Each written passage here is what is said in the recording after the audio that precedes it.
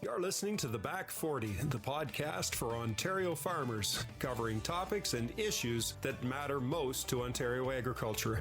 Brought to you by Trillium Mutual Insurance, bringing the ag community together one podcast at a time. I'm the host of The Back 40, Mike Bryan, agribusiness specialist at Trillium Mutual Insurance. We're getting into that time of year now where fungicide has to go on corn and a few other things that have to go on different crops. It gets very difficult to get through them, sometimes using a ground unit. So we turn to the aerial spraying. And today we're going to be talking with Dwayne Henderson from Great Lakes Helicopters about some of the things that you might see when you see one of those rigs out in your field. Dwayne, welcome to the Back 40. Good morning, Mike. Thanks for having us. So how did you get involved and started in the helicopter business here? I've had a fixed wing license since the mid-90s, and then I got into helicopters 12 years ago. I got my private license and was utilizing a helicopter just for my own personal use. And then about 3 years after I had my private license, I realized that this company I was doing the training with, Great Lakes Helicopter, also does aerial application for agricultural support. I thought it was pretty intriguing of what they're doing with the helicopters and the spraying in the fields and the type of flying it was, and that intrigued me, so I pursued my commercial license for helicopters. So about 9 years ago, I got my commercial license, and I got on with the company usually 3 or 4 weeks a year, the last couple weeks of July and the first couple weeks of August, because I was still working my old job. And I would take vacation to do that, and I would come in and support them and do aerial application with the helicopter just for fun, if you will. It was entertaining me. It was a great little business. I wasn't doing it necessarily for the money. It was my vacation from my other job, and this is how I spent my vacation. Then about 3 years ago, I had retired from my oil and gas business, and I been dealing with Great Lakes Helicopter and the owners for years and years and years. Buying helicopters, selling helicopters, leasing them, flying with them. And they were looking for a succession plan.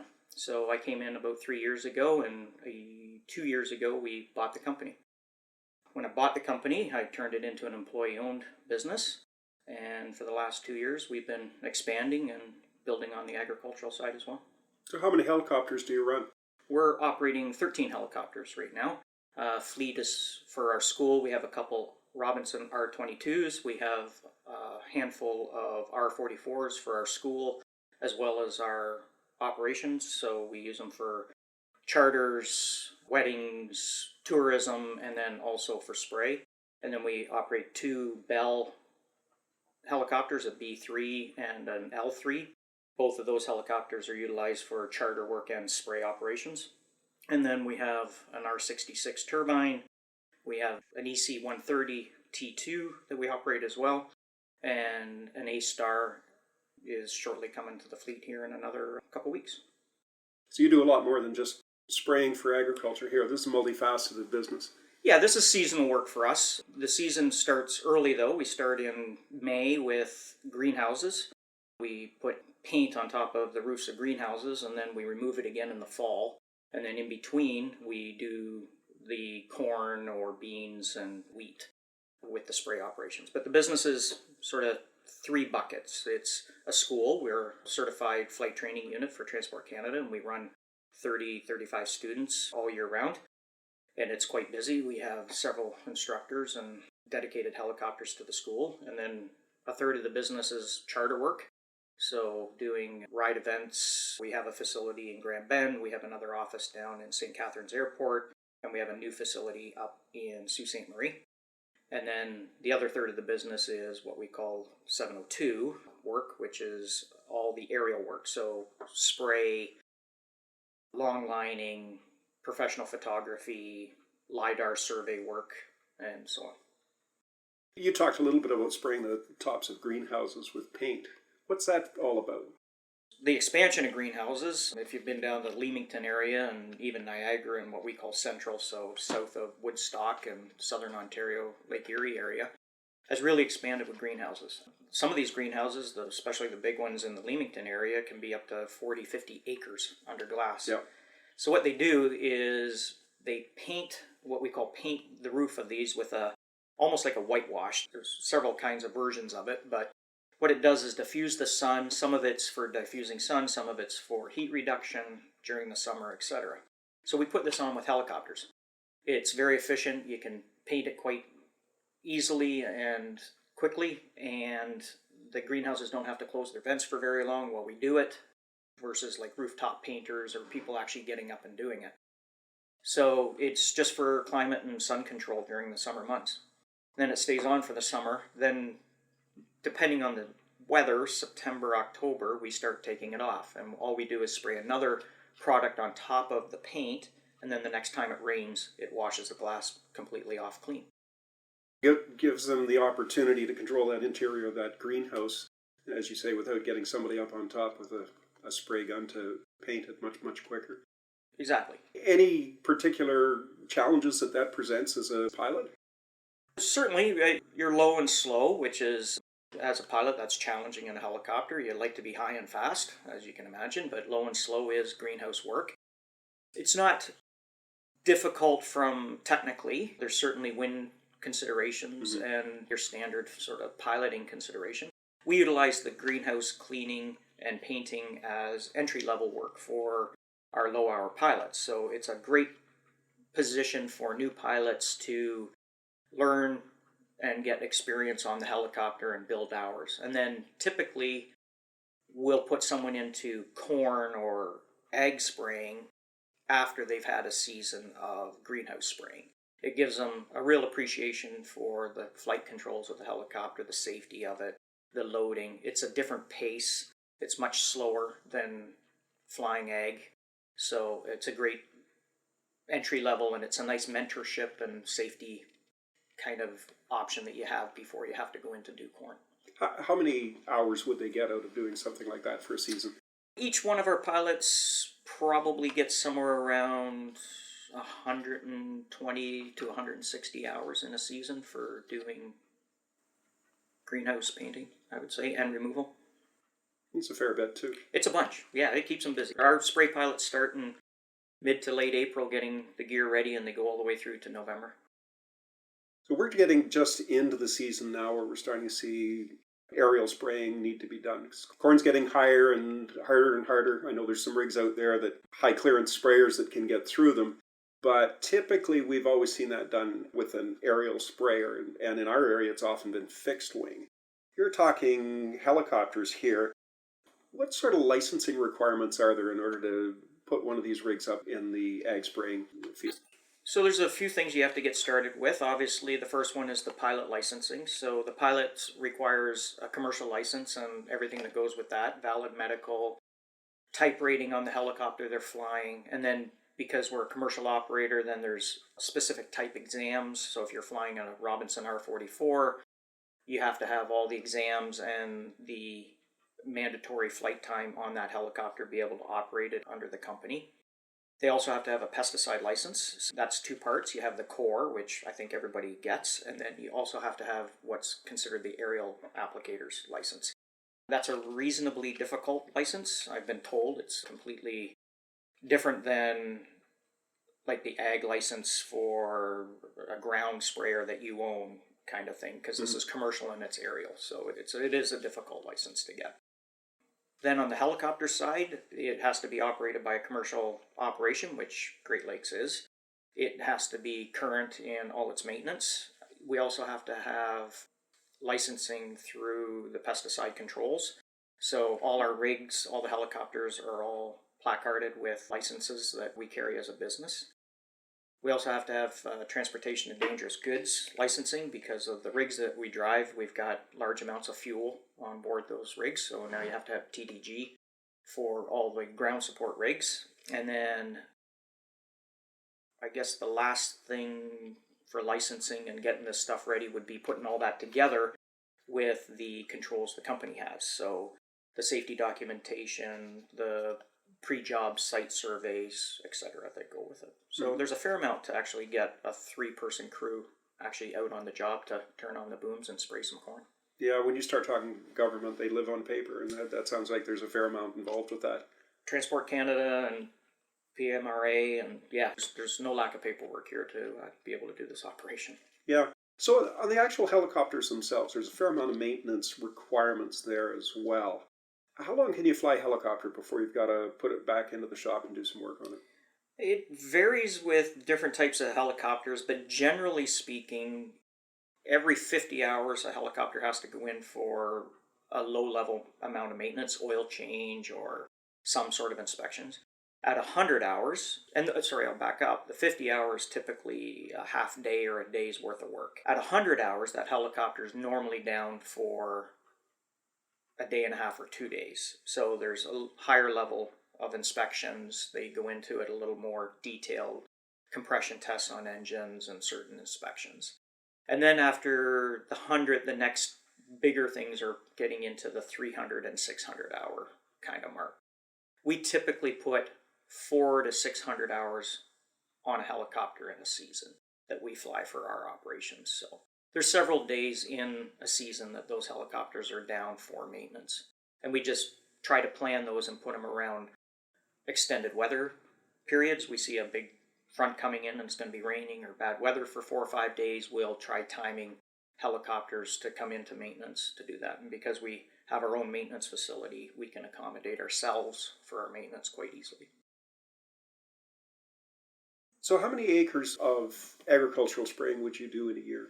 This year we are planning on doing approximately 34,000 acres total. And we'll be utilizing probably 4 to 6 helicopters to do that, depending on where the regions are that we're going to and timing of maintenance. And as the corn hits tassel and is ready for spray, depending on how that happens, we'll drive how many helicopters and how many pilots we have out, but somewhere around that number.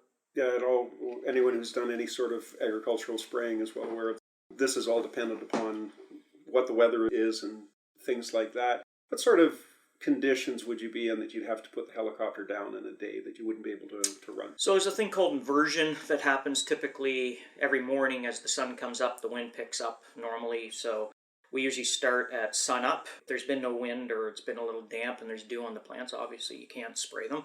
So as soon as the dew dries up, we get going. So let's say that's on average 7:30, 8 o'clock in the morning, we actually start spraying.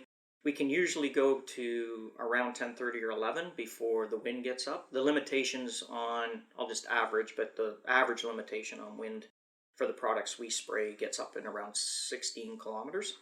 And that's because of it being carried, or if it's hot and high humidity or low humidity, evaporation and efficacy of the product. So that's what drives the limitations. So we'll shut down around 10:30 or 11, and then the crew goes back to hotels or camps wherever we have them. They shut down for usually 6 to 8 hours, and then we'll come back in at 5:30, 6 o'clock in the evening and go again till dark, till dusk. That explains why it never used to be unusual to get woken up by someone doing aerial spraying at about 7:30 on a Sunday morning. Yeah, exactly. Yeah, so if you want to, you're better off on Sundays to nap. Yes, Get up early. middle of the day. Yeah, get up early, do your stuff, and then nap while the pilots are napping as well. There's certain chemicals you're not allowed to spray from an aerial perspective too, isn't there? Yeah, so on the label of the chems we spray, there is aerial application allotment on each one of those labels. So any product that can be sprayed by aerial application says it on the label. There's very few that are probably sprayed ground-wise that aren't done aerial. So all your standard ones for fungicides and pesticides herbicides are typically also aerial application. The volumes may be a little different depending on ground rigs or aerial application, but most of the ones that I'm aware of can also be done by aerial. So here's a chance to plug for a helicopter versus a fixed wing. But what's the advantages? There's differences, obviously, but what's the advantages to using a helicopter as opposed to a fixed-wing plane to do the spraying? I think the advantage to helicopters over fixed wing is with the boom valves and the variable flows that we can do, we can slow down and get into corners below tree level to be able to get to the odd shapes or the headlands of fields. And of course, in southwestern Ontario, we spray from Windsor all the way through to Peterborough, if you will, and then north to Owen Sound and the south end of Lake Huron. Fields typically aren't massive. If you get 150, 200 acre field, you've got a big field. Yep. We do a lot of 50 to 80 acre fields. And a lot of them nowadays are irregular shape because they usually have a homestead or some other farming operation cut into that field. So for fixed wing, being able to get down there and navigate all those irregular shapes and those corners is a little tougher than the helicopters. The helicopters can actually get in, slow down, go around the corners, line up the irregular size fields, and continue on. It doesn't mean a fixed wing can't do it, but the efficiency of the helicopter is likely better in the southern Ontario type fields. Going out to Alberta or Saskatchewan, 1,000-acre fields, you wouldn't look at doing that with a helicopter. That's a fixed wing. Yeah, they can get in and out of that fairly easily, where I know I've watched them come in and out of the field when trying to avoid the trees and avoid the hydro lines. It's quite a sight to watch, but I can imagine it's also, you got to keep your wits about you if you're going to be trying to do that. You certainly do. The other advantage to the helicopters is we don't necessarily take big loads like a fixed wing will, but our rigs are right in the field. So we'll pull the trucks right up to the driveway of the field or park them in the wheat field beside the cornfield. And our load times are only a minute and a half, 2 minutes, and then we're right back out in the field, and we're putting out, on average, probably 10 acres in 4 or 5 minutes is what we can typically spray. Now, some helicopters can carry 60, 70 acres worth of product, and some only carry 20 acres of product, depending on the size of helicopter. But the actual disbursement is all about the same. So it's very quick, where a fixed wing might be able to take 1,000 liters, but then they have to go 8 miles away to land somewhere to get chem back up. So I think there's a versatility in being on the spot and just continuing on in that continuous operation. Is your organization in need of funding? Trillium's Roots Community Fund is currently looking to provide money to projects for organizations in Ontario that are agriculturally focused. Applications are now being accepted for Ontario projects, including facilities or equipment upgrades, funding for research, innovation, and much more. To learn more about Roots, including how to apply, visit our website at trilliummutual.com and click Community at the top of the page. And now you talked about loading the rigs and loading them close to being in the field. Do you have to have a spot to land them on the ground, or do you have other alternatives? So we have two ways we do it. We have ground landing rigs, so trailers and smaller trucks where the helicopter can land beside it and get the hose for the chemical and then also take fuel. So we run very little fuel. We have a standard that we have to run for reserve, and then we run some fuel on top of that for 2 or 3 loads. So there's no danger of ever running out of fuel, but we don't carry a lot because we want to take that weight in chemical. So those rigs, when we land on the ground, you need a little bit of an area to be able to take off. So wheat fields or longer driveways, that kind of thing is conducive to those rigs. We also have truck top loading rigs, so we have decks, heli decks on top of bigger trucks, like 10-ton truck type systems that carry water, fuel, and the mixed tanks, and the helicopter can land right on top of that truck. They're very conducive to areas that are tighter. If wheat, especially early season, if the wheat isn't off and we can't land in wheat fields, the truck can pull right into a cornfield, and you can land, and they're higher than the corn, so you can land on top of the truck and take off safely right over the corn immediately versus a ground landed helicopter that has to lift up and get over the corn. It actually needs a little room to do that. So we operate both. So take us through just a quick, what would go through when you go to load a helicopter there, and how long it would take, and what all has to be done in that period of time. So one circuit, if you will, if you start with the helicopter on the deck running, so it lands on the deck, a 2-inch hose is hooked up with a dry brake, so there's no leaking, it's not poured in or anything, it's actually done on a dry brake. So it connects. At the same time you put in fuel, so both are running. Fuel usually takes another moment longer than the chemical that we're putting in the holding tank. So when there's a metered amount, so let's just say a 206 takes, 350 liters. So we put 350 liters in, we take the dry brake off, another few seconds after that, we can disconnect the fuel. The helicopter's spun up, it's at full power.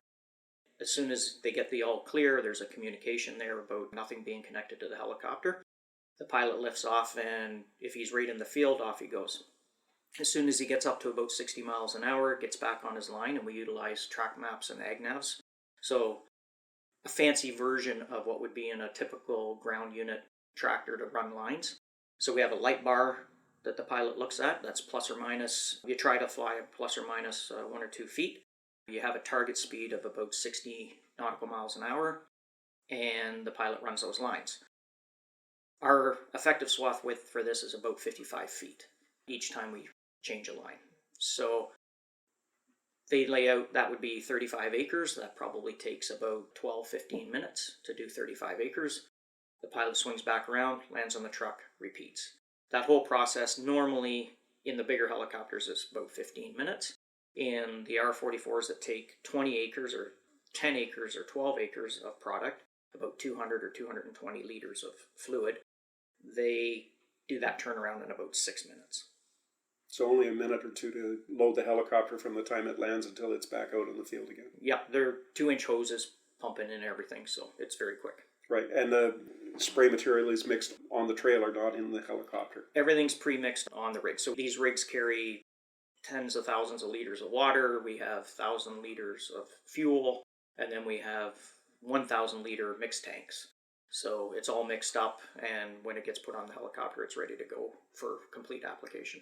Very efficient. Very efficient.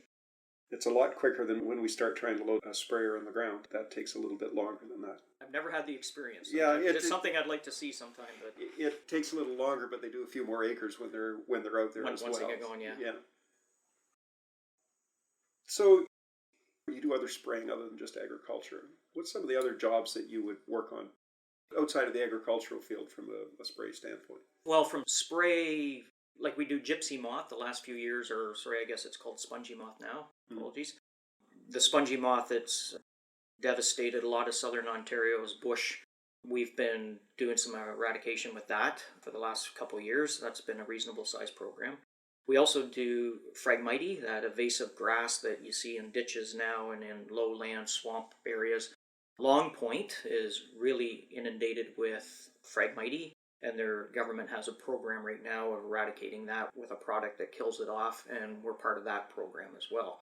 So we go out there and spray that area with the chemical, and then we also have drones here. So we have survey drones, so we can go up and then see the efficacy of what we sprayed and the areas that we got and what the kill is on the Phragmite, so that the analysis can be done of what the next year program looks like, and they can tweak it each year as they go along. And right now we have a 3-year program with that, and we're coming into our 2nd year with it. So it starts with drone surveys of where we need to go, then the helicopter to go do it, and then another drone survey to evaluate what's been done. So that's in the spray side of what we do. Mm-hmm. What's your favorite part of the job?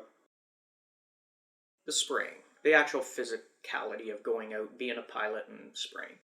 It's technical. It takes a skill set. You're very focused for a few hours, and it's satisfying all at the same time. Outside of the spraying, what's the most unique job that you've been asked to do?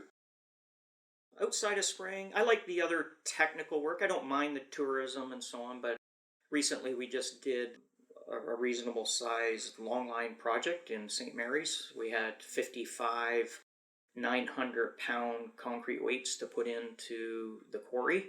It was an anchor system for a splash park, so we used one of our bigger helicopters to long line all those concrete blocks into the quarry. So that's a lot of planning, very technical. The skill set of the pilot is considered reasonably high. That's not a low-hour new pilot kind of job. Mm-hmm. So again, it's satisfying, it's technical, and it's doing something. It's out there with the helicopter for what helicopters were really, really built for. That's the essence of flying a helicopter, is long lining and spraying.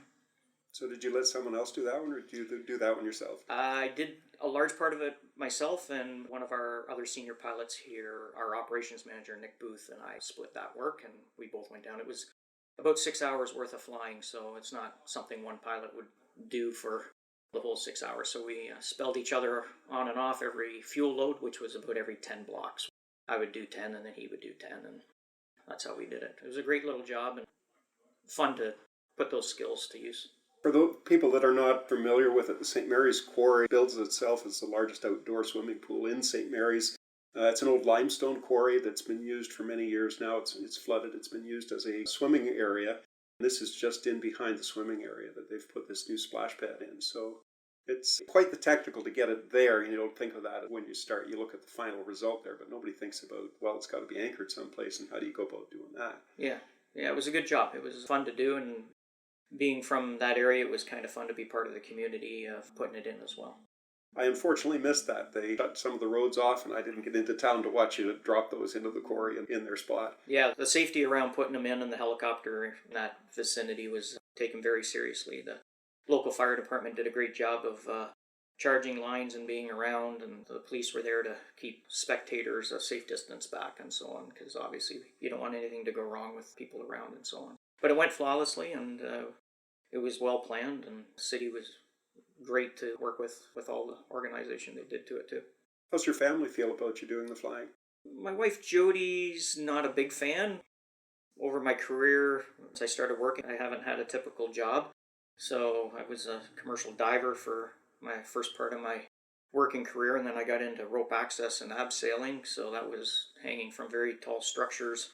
One of our iconic jobs was climbing out the top of the CN Tower, the very, very top, and inspecting the fiberglass antenna, and then climbing back inside the observation windows in the middle of the night when they had it all shut down.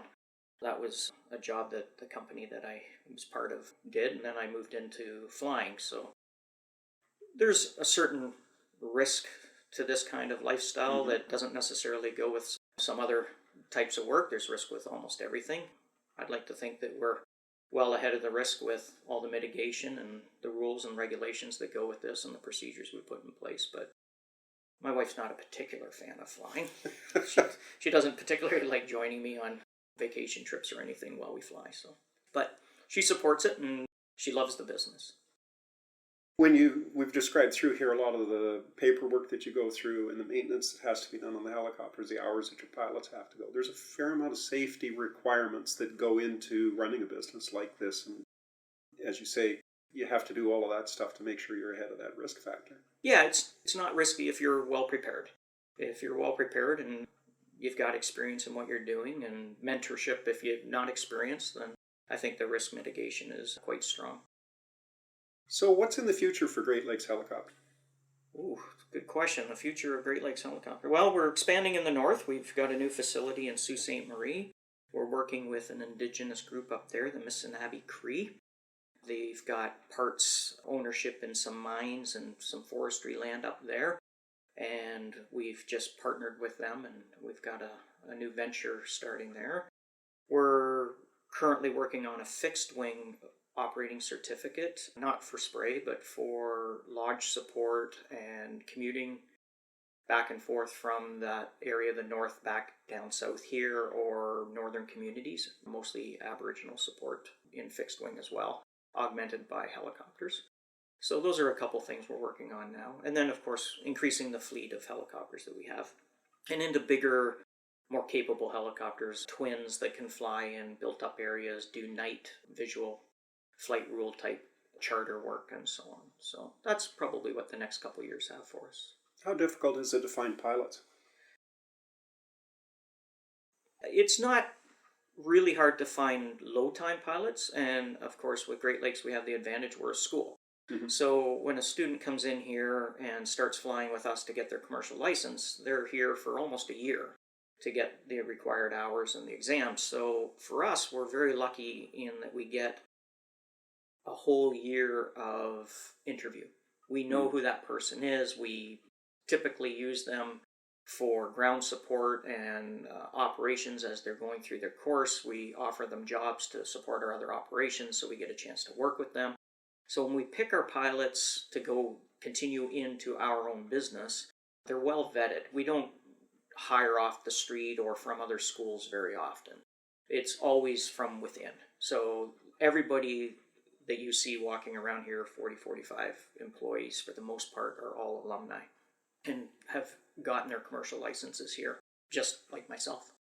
As you say, it's really useful to be able to vet them and know what type of person they are, know what type of pilot they are, and they're familiar with your operation as well. Absolutely. You learn a lot from someone after a 1-year interview. Yes. Yeah, there shouldn't be too many secrets at that point. No, maybe more than what you should know. So if someone wants to find out more about what you do, possibly end up getting their commercial license or looking for someone to do a spray job, how do they find out about Great Lakes Helicopter? Just go on the web and it's glheli, glheli.ca. So everything, our contact numbers are there. We're not a big operation, so you'll typically get a hold of someone that actually knows what's going on and not passed around City Hall to find someone that can answer your question. And I'm usually reachable for anybody that's got serious inquiries about any of it. So that's great. Thanks very much for taking the time to talk to us today, Dwayne. No problem. I appreciate the time, Mike. You've been listening to The Back 40. Join us next time when our guest will be Jen Fenning. Many of you will remember Jen and the conversation that we had surrounding migrant workers. This time, Jen is here to discuss food security in your local neighborhood and across Canada. That's next time on The Back 40. You've been listening to The Back 40, brought to you by Trillium Mutual Insurance. Be sure to subscribe to The Back 40 wherever you find your favorite podcasts so that you don't miss an episode. The Back 40, bringing the ag community together one podcast at a time. I'm Mike Brine. Until next time, take care and stay safe.